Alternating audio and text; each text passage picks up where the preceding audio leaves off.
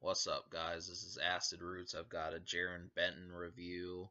Figured I'd review him, seeing as he just dropped a new album called The Mink Coat Killa. I think it might even be Mink Coat Killa LP, and that just came out last week. So I figured why not catch up with Jarren Benton and review his first album off of Hopsin's Funk Volume label. And by off, I mean the first album that doesn't have to do with Hopsin, which is Slow Motion Volume 2. So, Funk Volume imploded in early 2016, and this was kind of strange because Jarren Benton was one of the ones who it had been the furthest since he dropped an album. So he dropped My Grandma's Basement in the summer of 2013, and Funk Volume imploded early 2016. So he was pretty much due for an album, but the label stopped, and basically Slow Motion Volume 1, which was an EP, was his final release for the label. So Hopsin, Dizzy Wright, Jarren Benton, and Swizz all went different directions, and luckily we managed to get more Jarren Benton because I've yet to see Dizzy Wright do anything.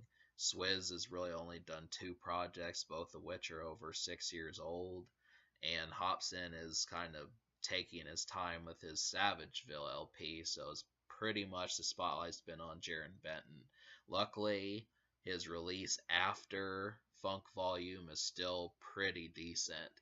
Now the thing was when I reviewed My Grandma's Basement and his mixtape, the two projects he did for Funk Volume, his freebasing with Kevin Bacon back in the I think I said in the autumn, yeah, last autumn, I basically enjoyed those projects quite a bit. Now, thing was, looking back on it now, I have been listening to the mixtape, but it's not as good as I originally thought now that I'm just looking for the singles and the most popular songs.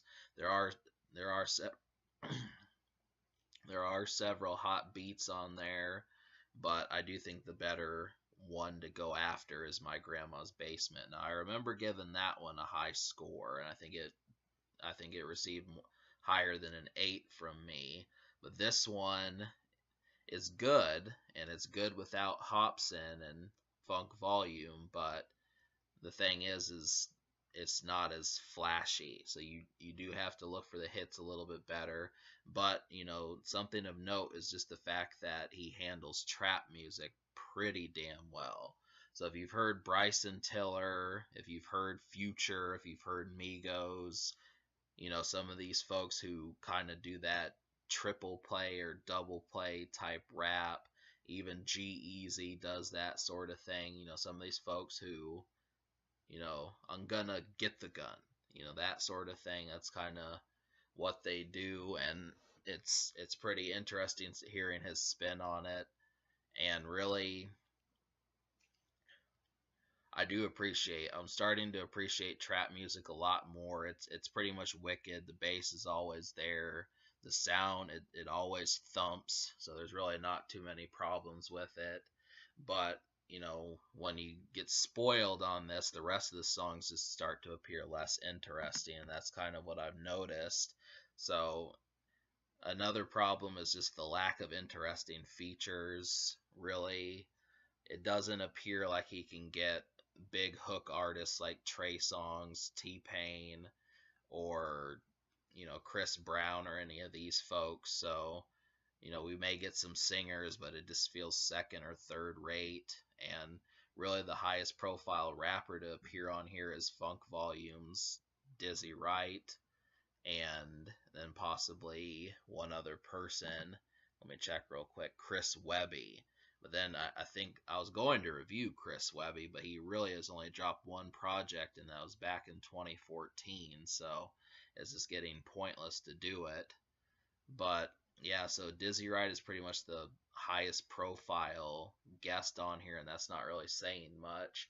So when you look at, a year has passed since this album came out, and when you look at the projected success of the project, it basically didn't even hit the Billboard 200, which is the top 200 selling albums of the week. But it did manage to chart on the top selling rap albums at like 43 or something. So it's noticeable, but Jarren Benton, it just makes me wonder if he's just for hardcore only.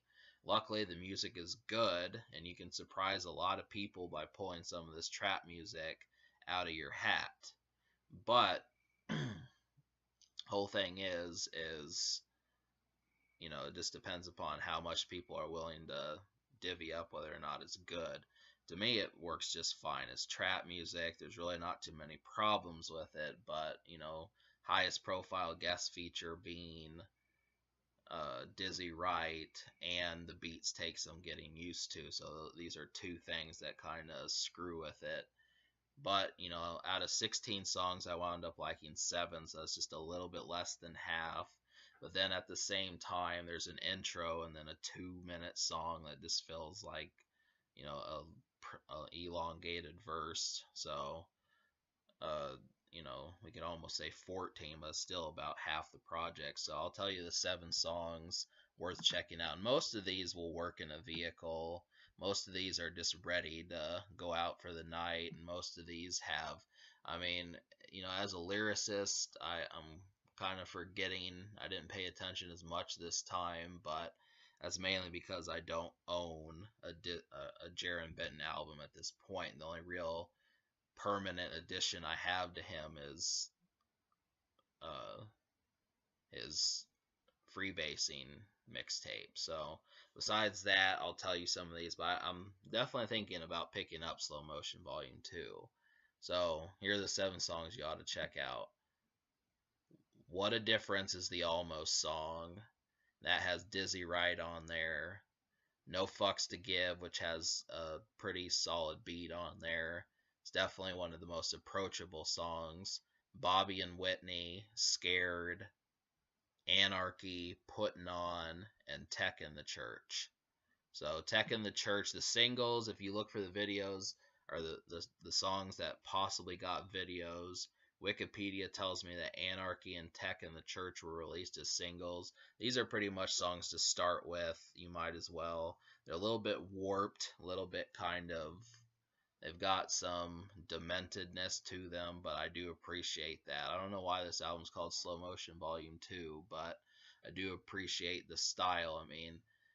When I looked at Hopsin, the whole thing about that was it did feel like an underground circus of some sort, but this kind of feels, the craziness is still there. So, it works pretty well. I'm definitely going to listen to this a lot more, but it's still, the thing is the bells and whistles and the flash and the pizzazz is just not in abundance. So, but yeah, I'm gonna give this album a 4.5 out of 10, and the social score I'll give a 6, just because, or I'll give it a 5 because it did have 3 singles, but of course they didn't chart, and it just makes me wonder how many folks are actually gonna dig this relic up. But so the future is, he dropped an album last week, and can this record be topped? It's weaker than My Grandma's Basement, but it's good considering that he didn't have a famous label to back him up. So that's kind of the thing to take into account. So yeah, Jarren Benton can make music on his own.